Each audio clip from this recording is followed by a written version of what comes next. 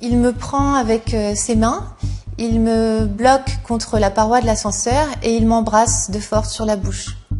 Il me dit « vous allez me remercier autrement » et en fait là il m'embrasse et il me fourre sa langue dans ma bouche. Dans le monde de ces gens-là, on se sert. Et ce jour-là, il s'est servi. J'étais là, il s'est servi. Comme je vous dis, ça m'a jamais empêché de dormir, mais j'y ai pensé, ça fait 20 ans. Et j'y ai pensé tout le temps. Je me rappelle comment j'étais habillée ce jour-là. C'est un candidat à la présidentielle et moi j'estime qu'il est indigne de cette fonction.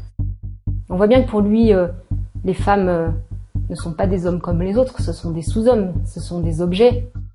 Enfin, pour moi, le match, il est plié. Il y a Éric Zemmour et il y a une hôtesse d'accueil. Il n'y a pas de match, en fait.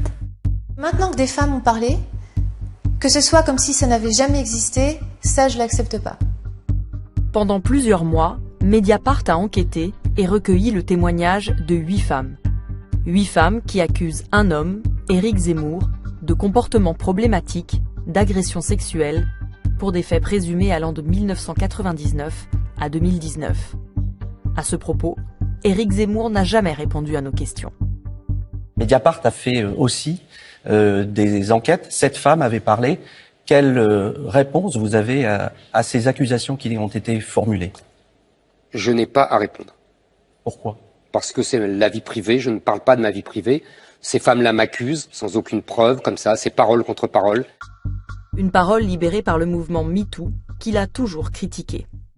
Que vous inspirent toutes ces unes au sujet du hashtag Balance ton porc? Des méthodes étonnantes, quoi, de délation, c'est-à-dire pendant la guerre, on aurait dit de libérer la parole aussi, dénonce ton juif, ça aurait été parfait. Vous savez, le mouvement MeToo, ce n'est pas un mouvement de libération de la parole, comme vous dites, c'est un mouvement d'éradication de l'homme. Aujourd'hui, les femmes que nous avons rencontrées, qui pour certaines partagent en partie les idées d'Éric Zemmour, décident de parler face caméra du comportement de celui qui brigue la plus haute fonction de l'État.